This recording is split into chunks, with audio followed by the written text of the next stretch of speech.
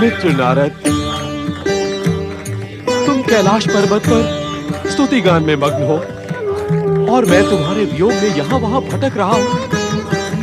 ये कैसा अन्याय है सखा नारद, ये कैसा अन्याय है। ओम नमः शिवाय, ओम नमः शिवाय, ओम नमः शिवाय, ओम नमः शिवाय। मित्र नारद, आज मेरे जीवन का श्रेष्ठ दिवस है। अनायास ही तुमसे मिलन हुआ, अनायास ही हरि विष्णु और मेरे आराध्य परम पिता ब्रह्मा जी के दर्शन हुए। भगवान शिव और माता पार्वती की सेवा में उपस्थित हुआ।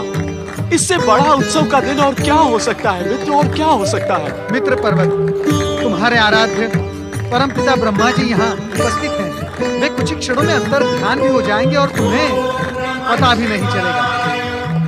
तुम इसी समय मेरे साथ उनके पास आओ और उनसे विनती करो कि वे तुम्हें अपने भक्त के रूप में स्वीकार करें। आओ। तुम इस समय सच्चे मित्र का कर्तव्य निभा रहे हो मित्र नारद, सच्चे मित्र का। चलो।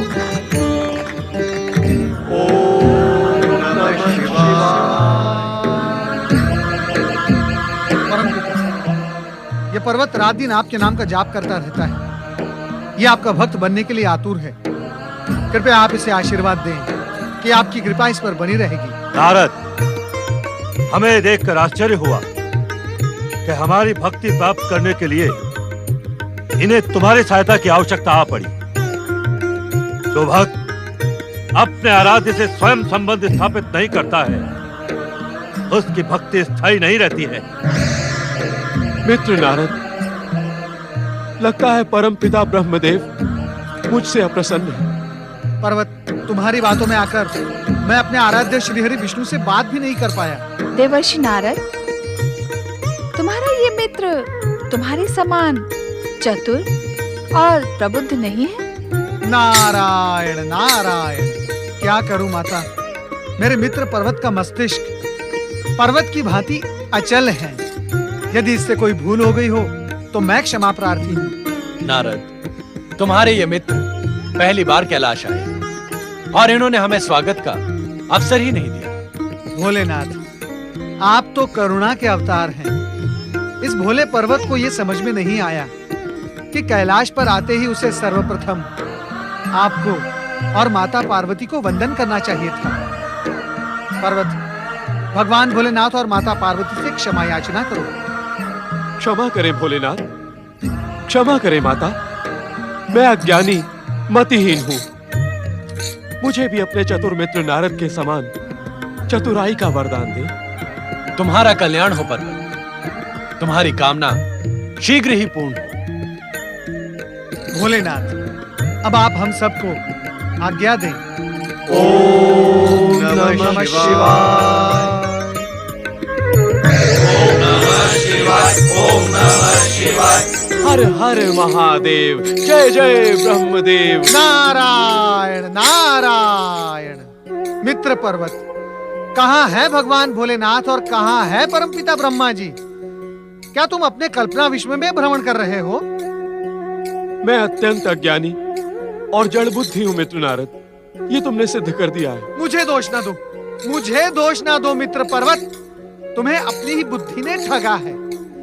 ना तो तुम अपनी बुद्धि का उपयोग करते हो, ना ही अपनी चतुराई का, जो तुम्हारे इस पर्वत जैसे मस्तिष्क में छिपी हुई है। तुम सत्य कह रहे हो नारद। अब भगवान शिव ने मुझे चतुराई का वरदान दे दिया है, तो मन में आशा जागृत हो गई है कि मैं शीघ्र ही अब तुम्हारे पद चिन्हों पर चलने लगूंगा। परंतु तुमने मुझे अभी तक ये तो बताया ही नहीं कि हम जा कहाँ रहे हैं। नारायण नारायण। अवश्य बताऊंगा पर्वत, अवश्य बताऊंगा। परंतु तुम मुझे ये बताओ कि तुमने कैलाश पर परमपिता ब्रह्मा जी के दर्शन किए, भगवान श्री हरि विष्णु के दर्शन किए, भगवान भोलेनाथ और माता पार्वती तो वहीं विराजित हैं। वहां देवराज इंद्र थे, देवगण थे, परंतु वहां कौन नहीं था, ये तुमने नहीं सोचा। मित्र नारद, क्या तुमने अभी से मेरी बुद्धि की परीक्षा लेनी आरंभ कर दी है? तुमने ऐसा प्रश्न किया है जिसका उत्तर मुझे नहीं सूझ रहा है। अब तुम ही बताओ, तुम्हारे इस प्रश्न का तात्पर्य क्या है? नारायण नारायण, देवगुरु बृहस्पति को वहां ना देखकर तुम्हें आश्चर्य नहीं हुआ? हाँ, हुआ नहीं हुआ। मुझे गुरुदेव का स्मरण ही नहीं हुआ। मैं तुम्हारे साथ ऐसा खो गया कि सब भूल गया। एक शिष्य का अपने देवगुरु को भूल जाना ये अच्छी बात नहीं है। ये अच्छी बात नहीं, इतना ही नहीं, ये बहुत बुरी बात है। मुझ जैसे शिष्य का स्मरण करके गुरु बृहस्पति अवश्य ही दुखी होते होंगे। परंतु इस समय वे दुखी नहीं, संतुष्ट हैं। हमारी गुरु भार्या देवी तारा का साथ जो उन्हें मिल गया है, लंबे वियोग के पश्चात दोनों का मिलन हुआ है। गुरु भार्या देवी तारा, ये नाम तो मैं पहली बार सुन रहा हूँ। नारायण नारायण, पर्वत तुम जो सुनो जो करो सो अल्प है। परंतु केवल ये बताओ कि इतना सब जानने के पश्चात भी क्या तुम्हें देवगुरु और गुरु भार्या के दर्शन एक साथ करने की इच्छा नहीं हो रही? यदि तुम्हारी इच्छा हो रही है तो मेरी इच्छा क्यों न होगी? तुम्हारा मित्र जो हूँ। आहा हा हा, धन्य हो तुम पर्वत, धन्य हो। तुम्हारे साथ कुछ भी बोलना व्यर्थ है। एक शब्द का उच्चार न करो और चलो मेरे साथ देवगुरु बृहस्पति के पास। चलिए। ओम नमः शिवाय। ओम नमः शिवाय। ओम नमः शिवाय। प्रणाम देवगुरु, प्रणाम देवी। पधारें देवराजेंद्र, देवी शची, देवगण। आपका स्वागत है। देवी तारा, आपको स्वर्गलोक में पाकर अत्यंत प्रसन्नता हुई। लंबे समय से हमें आपकी प्रतीक्षा थी। हर कार्य समय आने पर ही संपन्न होता है देवराज। देवी तारा का यहाँ आगमन भगवान शिव और माता पार्वती की कृपा से ही हुआ है। जय गुरुदेव। प्रणाम गुरुदेव, प्रणाम गुरु भार्या। मैं क्षमा प्रार्थी हूँ गुरुदेव। आप तो जानते हैं कि मेरी बुद्धि कभी कभी मेरा साथ नहीं देती। देवगुरु, अब हम दोनों आपके पास यहाँ नियमित रूप से आएंगे और आप दोनों से आशीर्वाद प्राप्त करेंगे। आप सबकी शुभकामनाएं पाकर हम धन्य हुए। भगवान शिव आप सबका कल्याण करें। बोलो ओम नमः शिवाय। ओम नमः शिवाय। ओम नमः शिवाय। ओम नमः शिवाय। ओम नमः शिवाय। ओम नमः शिवाय। तुम्हारे कारण ही मेरा पृथ्वी पर आकर तप करना सार्थक हुआ। मेरी माता की अपराध शुद्धि का एक कारण तुम भी बनोगे। बुधग्रह से मेरा पृथ्वीलोक आना सफल होगा। तुम्हारे कारण ही मैं मातृ ऋण से मुक्त हो पाऊंगा। मैं और कुछ नहीं जानती, केवल इतना जानती हूँ कि भगवान शिव और माता पार्वती की कृपा के बिना कोई कार्य सफल नहीं होता। हम उनका ये उपकार जीवन में कभी नहीं भूलेंगे। तुम सत्य कह रही हो इला। शिव आराधना करते हुए तुम्हारी ओर ध्यान जाना मेरी भूल थी। आओ, सच्चे मन से भगवान शिव का स्मरण करें।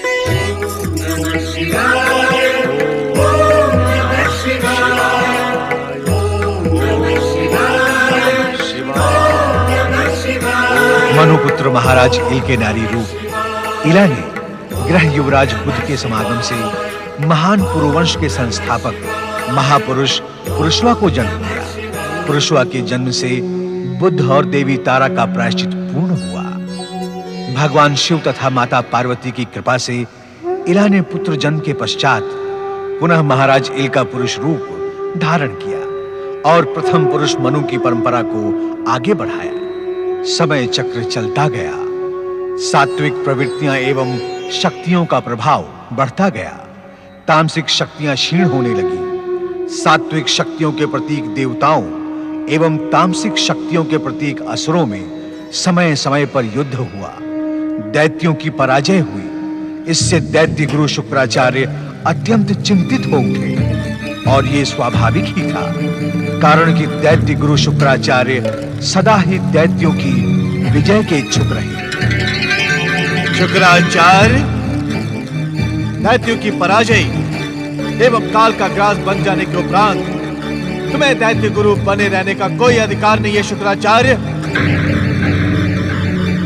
तुम जिस दैत्य को भी त्रिलोकपति विश्व विजेता बनाने का प्रयास करते हो, वो दैत्य अपने अहंकार और अज्ञानवश देवताओं के हाथों मृत्यु को प्राप्त होता है। गजासुर, हाँ, उसे तो तुमने अपने तप और सिद्धि से महान पराक्रमी और अवैध बना दिया था, किंतु वो भी देवादिदेव महादेव भगवान शंकर के हाथों न केवल मारा गया, अपितु तो उसकी प्रार्थना पर भोलेनाथ ने उसका चर्म वस्त्र के रूप में धारण कर लिया। इस पराजय का उत्तरदायी गजासुर नहीं शुक्राचार्य, तुम हो तुम। ये पराजय गजासुर के पराक्रम की नहीं, तुम्हारे अहंकार या ज्ञान, आधारहीन तप और अस्तित्वहीन सिद्धियों की हुई है। जब तुम महान माता दीदी के दैत्य पुत्रों की रक्षा नहीं कर सकते, तब तुम उन्हें मिथ्या शब्द क्यों दिखाते हो? और तुम दैत्यों को विश्व विजय नहीं बना सकते, तो उनके भीतर विश्व विजय का भ्रम उत्पन्न क्यों करते हो? जब दैत्यों की आसुरी शक्ति देवताओं की शक्ति के सामने पराजित हो जाती है, तो तुम उन्हें शक्ति का विश्वास ही क्यों दिलाते हो? क्या तुमने दैत्यों के सर्वनाश के लिए जन्म लिया है शुक्राचार्य?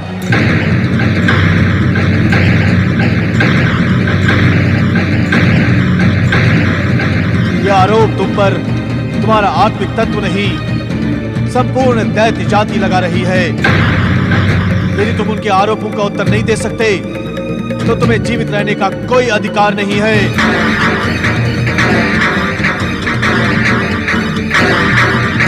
तुम पर मृत्यु ही भले लगेगी शुक्राचार्य, तुम पर मृत्यु ही भले लगेगी। तुम पर मृत्यु ही भली लगेगी, भली लगेगी। तुम पर मृत्यु ही भली लगेगी, भली लगेगी। तुम पर मृत्यु ही भली लगेगी, भली लगेगी। तुम पर मृत्यु ही भली लगेगी, भली लगेगी। हाँ, मुझे जीवित रहने का कोई अधिकार नहीं है। मुझ पर मृत्यु ही भली लगेगी। मैं अभी और इसी समय इस हवन कुंड में कूदकर अपने शरीर को भस्म कर दूंगा।